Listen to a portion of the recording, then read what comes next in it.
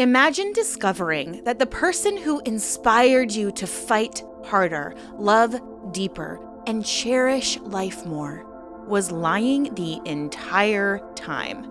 This was a reality for thousands of followers who followed along Amanda C. Riley's journey. She was seemingly a brave woman battling terminal cancer while sharing her harrowing journey online. So to her followers, Amanda was a beacon of hope, a reminder of the strength of the human spirit. But beneath the carefully curated posts and tearful blog entries lay a chilling truth. Amanda didn't have cancer.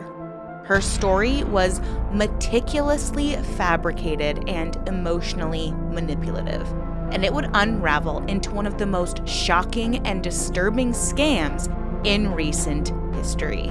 So today we're going to break down all of it. So sit back, relax, and take a deep breath. It's time to let the fresh air in.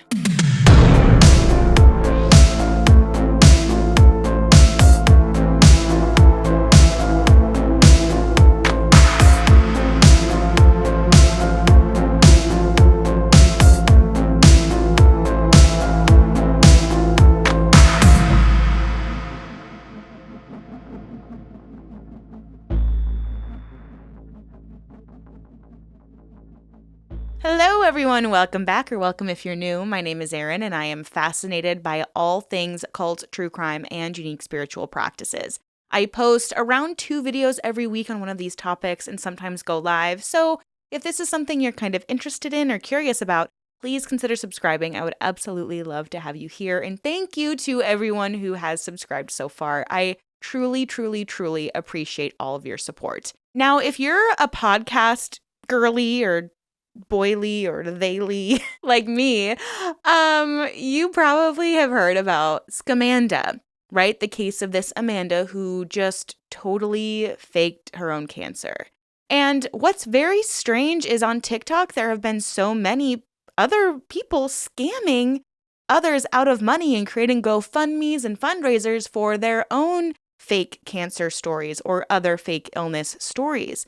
And it's just so insidious to try to capitalize on people's better parts of themselves. I was talking in my last video about how it just seems like we're a lot less empathetic these days. And what sucks is that people who are inherently empathetic hear stories like Amanda's and will do anything they can to help. And then they may not even trust another person to actually try to help when it's a real cancer survivor case. So it's just like so frustrating when people take advantage of the kindness of strangers like this. And there's also a new docuseries featuring this story, so make sure you go check that out. As you know, I always love to watch these types of shows, so highly, highly, highly recommend. Let's jump into it after I talked for probably too long in my intro. So Amanda's story began like many others in the blogosphere. She had personal reflections that she mixed with a desire to connect to others. Her blog was titled Laughter Through Tears, and it chronicled her journey as a young wife and mother navigating the devastating diagnosis of terminal cancer. Her posts were raw, emotional, and also relatable. She detailed her struggles with chemotherapy, the toll of the treatments, and her unwavering faith in God. Amanda's charm lay in her authenticity, or what seemed to be authentic. She shared photos of herself hooked up to IVs, videos of tearful prayers with her family, and updates on her good days and her bad days. She was seemingly extremely vulnerable and letting the public see a glimpse into what it was like to struggle and be challenged by terminal illness. And Amanda's social media presence started to grow rapidly. Her followers were entranced by how positive she could be when she faced so much adversity. And her charisma extended beyond the digital realm. Amanda was a regular guest speaker at church events and community gatherings. She spoke of her gratitude for life, her love for her children, and her deep faith in the face of unimaginable suffering. Attendees often left these events in tears, but inspired by her resilience, and they were moved to donate to her cause. Her blog became a hub for support. Followers would leave heartfelt comments and share their own struggles and even offer prayers. Amanda's story transcended her illness. It was a testament to the human capacity for hope. But as her audience grew, so did her financial needs, or so it seemed. Now, fundraising events were held in her honor, complete with bake sales, charity runs, and even silent auctions, and donations poured in from strangers all over the country who felt connected to her story. And as her platform began to expand, she began to share more intimate moments, posts with her children or making get well cards, photos of her husband comforting her during treatment, and even messages from Amanda herself expressing gratitude for her community's support. She had cultivated this sense of closeness that made her followers feel like they were part of her family. I mean, this was like a parasocial relationship like no other. It wasn't unusual for people to send her messages detailing their own hardships and sharing how they were inspired by Amanda's strength and encouraged by her belief that faith could conquer anything. Amanda also showcased a spiritual dimension to her battle. She would often post Bible verses that gave her strength or write about how her illness had actually deepened her relationship with God. And these posts resonated with a lot of her religious followers, many of whom believed that their prayers and donations were part of God's plan to sustain Amanda through her suffering. She fostered this symbiotic relationship with her audience, one where her vulnerability was met with their generosity. So local media outlets would catch wind of Amanda's story, and this would amplify her reach even further. The interviews portrayed her as a devoted mother and a fighter who refused to let her cancer define her. Community leaders and influencers shared her story and encouraged their own network to support Amanda in any way they could.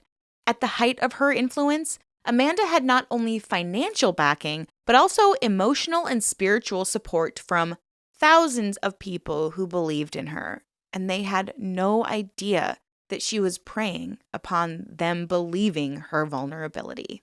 And what made Amanda's deception particularly insidious was how she targeted not just strangers, but even close family and friends. These were people who had grown up with her, attended her wedding, and shared in her life's milestones. They too were drawn into her web of lies. They donated time, money, and emotional energy to support her through a battle that she was never actually fighting. Amanda's ability to manipulate those closest to her spoke to her mastery of storytelling and the trust that she was able to inspire. But to understand Amanda's journey into deception, it's important to explore her early life.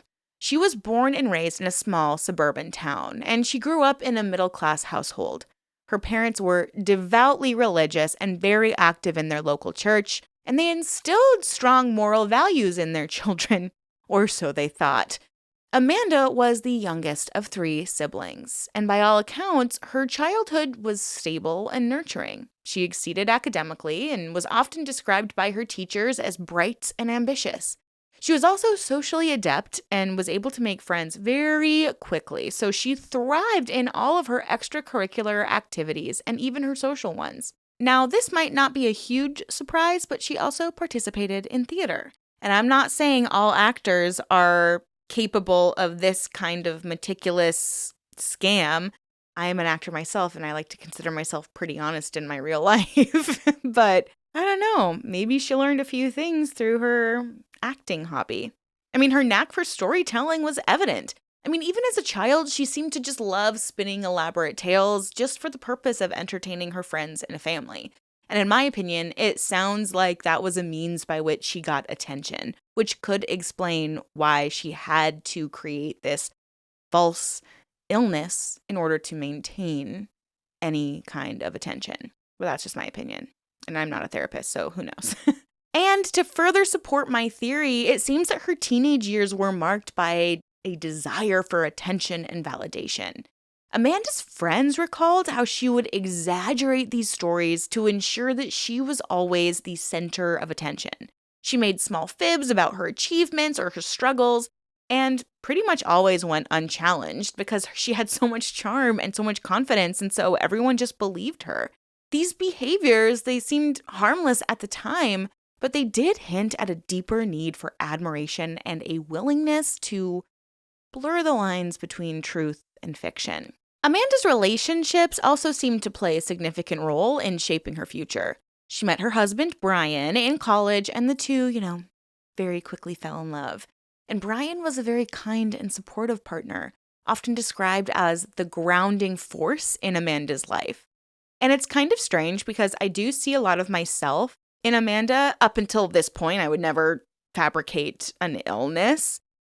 But when I first started acting, I do believe that it was a way for me to get more validation.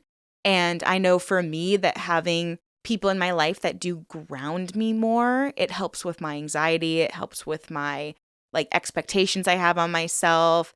It helps with my expectations that seem to be larger than life sometimes. And I know my husband, he is a very, very grounding force for me. So I can understand wanting to be the center of attention because you're coming from kind of a sad, neglected place. You feel a little neglected. And so you're like, oh, I need to make people like me. I want to share these stories. I want to be the silly one. I want to be the one people tell their other friends about. And then having someone come in and love you for you, you're like, oh, wait, I don't have to put on a show just to get people to like me. So in that regard, I kind of see the vulnerability and the pain that she might have experienced in her life, and how a new partner who cared about her really did ground her. And then together, they built a blended family that not only included Amanda's biological children, but also Brian's daughter from a previous relationship. And Amanda would lovingly refer to her as her bonus daughter, which I can only imagine made the child's real mother a little annoyed. I don't know. When I was listening to the podcast, Scamanda, I was like, I don't know if I would want to be called a bonus daughter, or it's a constant reminder that you're not actually a part of the family. I know it's an endearing term, but that's just totally my opinion. Maybe you feel differently. But in her blog, Amanda often highlighted her role as a mother and a stepmother and portrayed herself as the glue that held the entire family together. She shared posts about family game nights with heartfelt moments with her bonus daughter, and her pride seemed to be in being a guiding figure in their lives. It's almost like she wanted to show the world that she was the best stepmom ever. And this narrative added another layer of relatability to her story because a lot of people admired her ability to juggle this terminal illness with a total devotion to her family. I mean, she seemed utterly selfless. But despite this outward appearance of a happy and cohesive family, were a lot of underlying tensions. Friends close to the couple often noted that Amanda placed a lot of undue pressure on Brian and expected him to basically shoulder the emotional and also logistical burdens of her supposed illness. So while he appeared outwardly supportive, some wondered if he too was a victim of Amanda's manipulation. He was also drawn into her web of lies and unable to question her narrative without potentially risking their entire family and relationship. And a lot of people have questioned, he had to be in on it, right? If she is faking going to the doctor and I forget the proper term for it, but where they put the chemo insert into your body, he would have seen her body probably at some point during this scam and noted oh, she doesn't have any, evidence, physical evidence that she's had tubes inserted in her or IVs. A lot of people speculate that he was actually in on the scam. But Amanda's relationships with her children have also come into question, particularly her bonus daughter. And this bonus daughter became central to her story. I mean, she often spoke about the importance of leaving a legacy of love and strength for her children. And she used these sentiments to try to deepen her emotional connection with her audience. It created this image of a motherly figure fighting for more time with her children. And it was a really powerful tool in her arsenal. And this, kind of helped her rise to the status as a figure worth supporting. Her upbringing, her relationships, and early tendencies towards embellishment all contributed to the persona she later crafted online. This ability to weave a compelling narrative wasn't just some overnight development, but it was the culmination of years of practice and an intrinsic need to be valued. And these traits, combined with the power of social media and that dopamine hit you get, it all created a perfect storm that allowed her deception to flourish. And it seems that she was not just a singular offender. I mean, this didn't just start with her online persona. It actually has deep, deep roots to her past, particularly during her college years. So while Amanda's intelligence and charisma earned her a spot at a respected university, she quickly began exhibiting the same patterns of exaggeration and deception that had been characterized by her friends who knew her when she was a teen. But in college, Amanda's need for attention led her to fabricate even more stories simply to just try to elevate her social standing.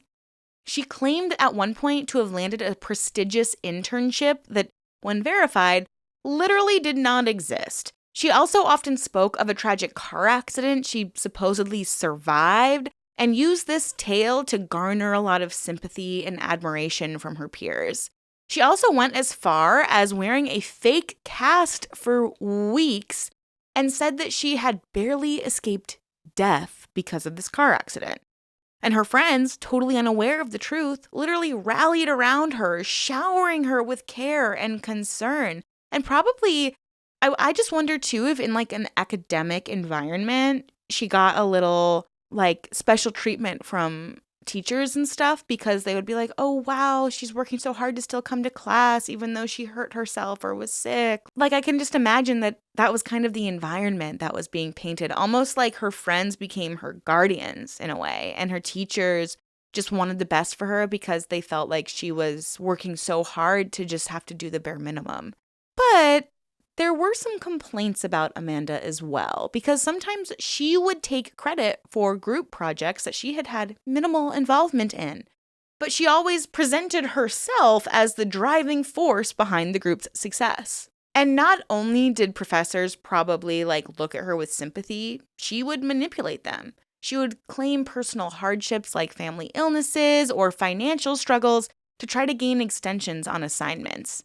So while these lies might feel small at the time, I think they laid the groundwork for the elaborate fabrications that she would later create. But socially, she was really well liked. She positioned herself as the life of the party, but she had a lot of transactional relationships. So she would forge these friendships with people who would either boost her popularity or provide her with some kind of material benefit. And once these relationships no longer served her, she had a tendency to just distance herself and leave her former friends feeling totally used and utterly confused. One of her most notorious deceptions from this time involved a fundraising event that she organized for a classmate who was supposedly battling a rare illness. Amanda spearheaded this effort and convinced others to donate their time and money to help. But it wasn't until months later that her classmates actually discovered the truth. The classmate in question had never been ill, and Amanda had pocketed a significant portion of the funds. But the scandal was quietly swept under the rug, and it seemed to be a turning point in Amanda's pattern of exploiting others' goodwill. I mean, she was getting away with it. And these early deceptions revealed Amanda's willingness to manipulate those around her for personal gain. And it seems like things only got worse as she got older. So as Amanda's fame grew, so did the stakes of her deception. Close friends and family members began to notice inconsistencies in her story. She spoke about experimental treatments unavailable in her state, yet she provided no documentation. She claimed to be under the care of a renowned oncologist, but when pressed, she could not produce a name or a location. I mean, her explanations often deflected any scrutiny. She would tearfully explain that her treatments were part of confidential trials, too new to be widely recognized. Yeah, how convenient for her. So when friends offered to accompany her to her appointments, she would insist on going alone, citing privacy concerns. So her reluctance to share details was attributed to a desire to protect her family from the full weight of her illness. she is just a martyr. She's trying to protect everyone around her. So despite these warning signs, her charisma and the trust she had cultivated allowed her to just continuously deflect suspicion. When confronted with doubts, she would cry and then gaslight the skeptics and tell them that they lacked faith. She was masterfully weaponizing guilt and pity to silence her detractors and further cement her victimhood. Like, I would be so livid if this was someone I was close to who I'd spent time and money and emotional labor supporting and trying to lift up. I would be livid that this person cried to my face and lied to me, and I felt bad for them. I would be so mad. But luckily, these questions still persisted. Like, hey girl, why are there no hospital records? Why did Amanda's appearance, her glowing complexion, her thick hair, seem totally unaffected by the supposed rigors of chemotherapy? But for many, these red flags seem to be overshadowed by Amanda herself and her ability to inspire others. They found themselves wanting to believe her. They didn't want to believe she was lying because someone that could lie about something so sacred was unthinkable. I mean, it would destroy your entire worldview. And friends who dared to question Amanda's story were often ostracized by others who had become very emotionally invested in her journey. Some were labeled unsupportive or even cruel for ever doubting someone so seemingly brave. And this dynamic basically created an echo chamber where Amanda's narrative went largely unchallenged by anyone. It wasn't just Amanda deflecting scrutiny. Her community of supporters often worked with her, rallied their friends to get behind her, and defended her integrity while silencing all skeptics. And additionally, Amanda's online posts were carefully curated to maintain her image. She avoided providing specific dates or locations for her treatments, and it made it very difficult for anyone to verify any of her claims.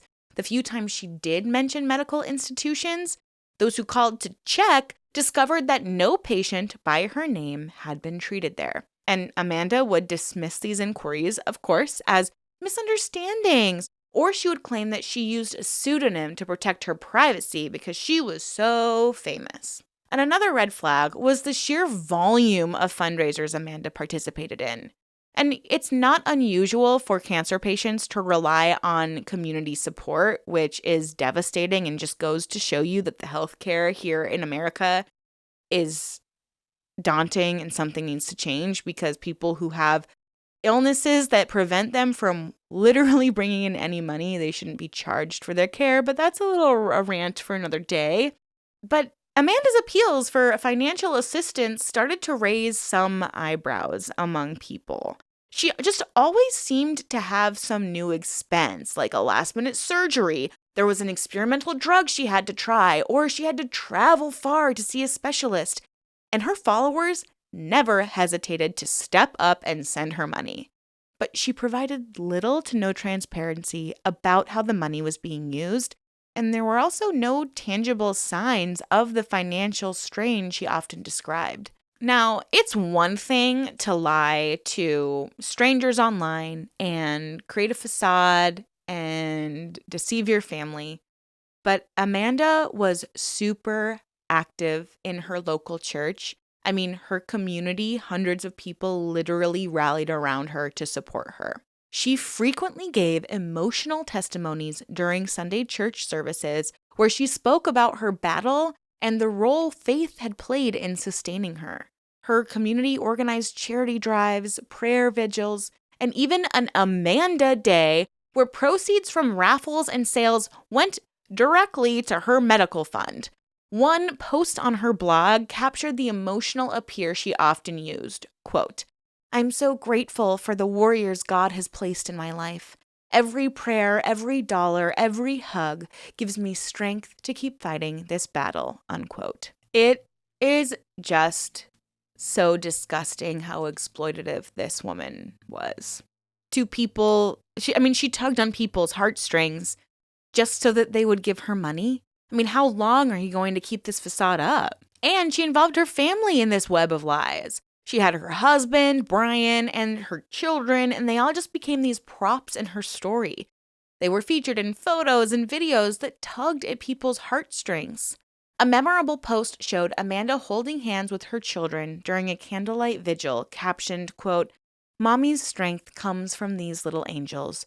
They remind me why I keep fighting," unquote.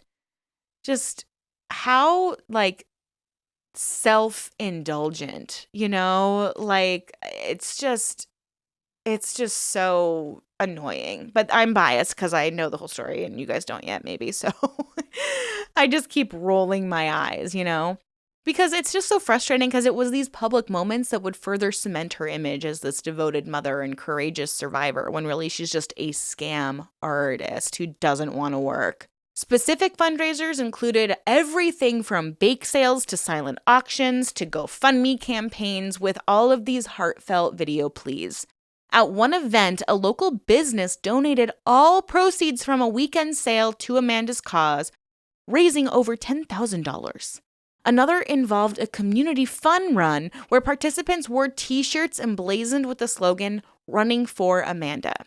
So this outpouring of support was staggering, as people felt like they were a part of something bigger, a collective fight against an unfair tragedy. And people feel good when they're giving back to someone. When you know you're sacrificing something for the betterment of another human being, it can feel so, so good.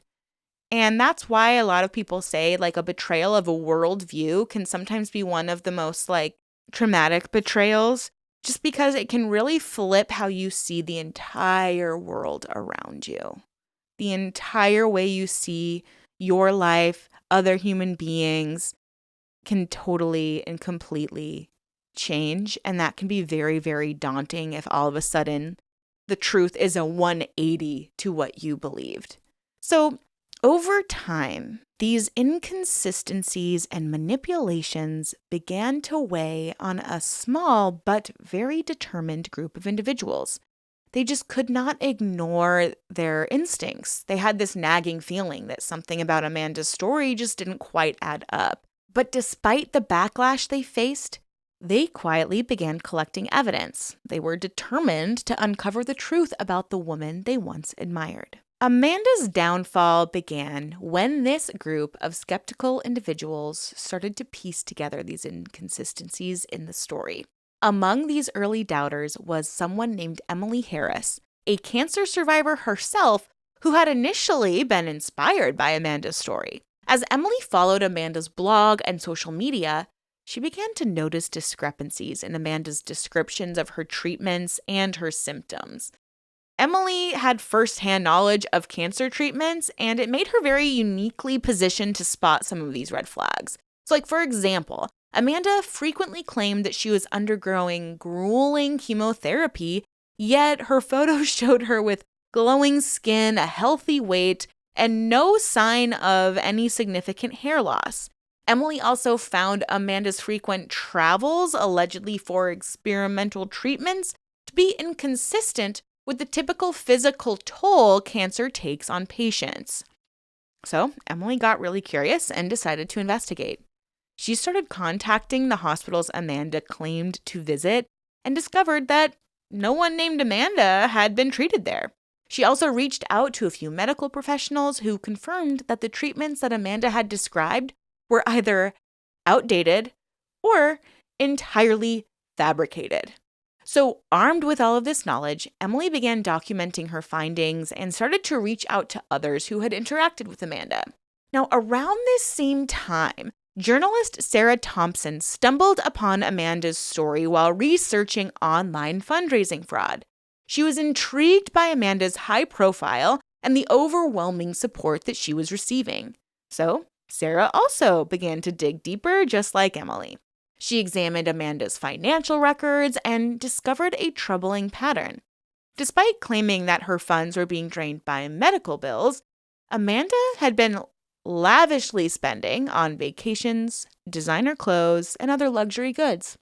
Sarah realized that these expenditures were actually being funded by donations from Amanda's loyal followers. It is just so sickening. So, Sarah and Amanda joined forces and started to share information and compile evidence. They reviewed Amanda's blog posts and noted contradictions in her timeline and medical claims. They interviewed former friends and acquaintances of Amanda, many of whom revealed their own doubts about her story. Some recounted how Amanda had distanced herself when they questioned her diagnosis, while others described feeling manipulated into providing financial and emotional support. One pivotal moment came when Sarah uncovered a photo Amanda had used in her blog to depict herself during a hospital stay. A reverse image search revealed that the photo had been taken from a stock photography website. Like, come on. And this discovery was a smoking gun that confirmed Amanda's deceit. Now, just like a lot of manipulative people do, when Amanda was confronted, she just lashed out at her critics. She accused them of being insensitive and cruel, claiming that their doubts were an attack on all cancer patients. I mean, the audacity. Literally, money that could have gone to real cancer patients was given to you, lady, instead. What? On social media, she wrote, quote, "To question my journey is to question every brave warrior fighting this terrible disease. Shame on those who doubt my faith and my fight," unquote. What? I would be pissed. Her loyal followers, of course, just started rushing to her defense because there's cognitive dissonance going on. They don't want to see the truth. They have probably given this woman hundreds, if not thousands of dollars because they want to help, and it makes them feel good to help. And admitting the fact that this woman you've been supporting for probably years financially and emotionally and giving them your attention, that would deflate your entire worldview. And so, of course, like often happens online, it was like a very toxic environment where all of the dissenting voices were drowned out by the defensive, positive supporters of Amanda. But luckily, despite her attempts to discredit her critics, the evidence was starting to mount against her. So Sarah was preparing to release an expose, and she ended up reaching out to Amanda for comment. Amanda responded with deflection, claiming that she was being harassed and threatened by people who didn't understand her struggle. But Amanda's tone shifted when Sarah mentioned the stock photo. At that point, Amanda just cut off communication entirely. So Sarah's expose was titled "The Woman Who Cried Cancer," and it was a turning point in this story. The article detailed all of Amanda's fabrications, the financial discrepancies, and the emotional toll her lies had taken on her supporters. The story went absolutely viral and sparked outrage and disbelief all across social media. Amanda's once loyal followers began to question everything, and the intricate web of lies that she had spun for years began to collapse under the weight of the truth. Even after this expose was released, Amanda was refusing to go down without a fight. Initially, she dismissed it, but then later she would post a video on her social media.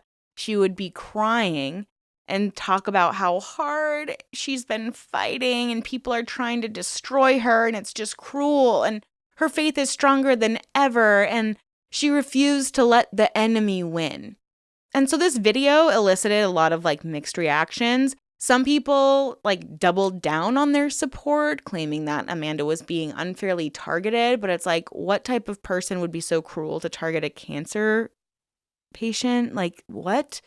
But luckily, this made others start to question her narrative. So her scheme began to unravel very quickly. I mean, the expose not only highlighted her fraudulent activities, but it also prompted a full-scale federal investigation led by the IRS and other law enforcement agencies. Yeah, they read the expose and were like, so this is fraud. We need to investigate this. And they meticulously pieced together Amanda's financial records, her social media posts, and her fraudulent claims, and uncovered the extent of her deception and how she managed to evade detection for years. I mean, this woman was hiding in plain sight. So this investigation led to a series of charges against Amanda, each reflecting the depth of her deception and the harm she had caused. The primary charges included 1, wire fraud, because she used electronic communications like social media and crowdfunding platforms to solicit and collect fraudulent donations. Each online transaction where donors sent money to Amanda's accounts constituted a separate instance of wire fraud. Every single transaction. The second one was identity theft. So Amanda's fabricated medical documents and impersonation of medical professionals constituted identity theft. By using these forged materials to try to bolster her claims, she not only misled her followers, but also committed a crime against the entities that she impersonated. And of course, 3, money laundering. Federal investigators uncovered evidence that Amanda had moved large sums of money between accounts to try to distinguish the source of the funds. This included using personal accounts to deposit donations and transferring money to pay for luxury items and vacations. And 4, tax evasion. Of course. So do you think Amanda was reporting her donations as income to the IRS? Absolutely not. So this oversight only further compounded her legal troubles. The IRS charged her with tax evasion for not declaring those funds that she had received under false pretenses, which it's like, also, why would she? She claimed them under false pretenses, but also, like, I'm glad that she's getting what she deserves. So, of course, there was a extensive trial, and prosecutors presented an overwhelming amount of evidence against her, including financial records, bank statements that showed that she had used those donations to fund a very luxurious lifestyle, which makes her husband come into question again in my eyes, because if all of a sudden your wife, who is struggling in cancer, has the time and the energy to go on tropical vacations and buy all these clothes and do home renovations, like, it would be a red flag. It would be surprising that he didn't know about the scam. They also produced those falsified documents, those forged medical records that Amanda used to try to convince donors of her illness. And of course, they brought in medical experts. These professionals testified that the treatments Amanda described in her blog were either outdated, ineffective, or totally fictitious. And then those people who were so skeptical and then basically gaslit for weeks, months, years, they would be the witnesses to take the stand. They would share stories of how they were manipulated into providing financial and emotional support to her. And the prosecution had painted a clear picture of a very calculated, long-running scheme. And Amanda's defense attempted to argue that she suffered from psychological issues such as Munchausen syndrome, but this argument really failed to convince the jury. So she was convicted of multiple counts of wire fraud, identity theft, and money laundering. In 2022, she was sentenced to 60 months in federal prison and ordered to pay $105,513 in restitution to her victims. The judge described her actions as a systematic exploitation of trust and compassion motivated by greed and indifference to the harm caused. What a mouthful, but a powerful statement, no less. So news obviously spread across not just her community, but the entire country about this fraud. And the revelation of this deceit sent so many shockwaves throughout her community. Many of her supporters were feeling these intense feelings of betrayal, grappling with emotional and financial toll of her lies. Some people had donated thousands of dollars, so thank goodness they got the restitution, but others had lost time. They'd spent countless hours organizing fundraisers, providing emotional support.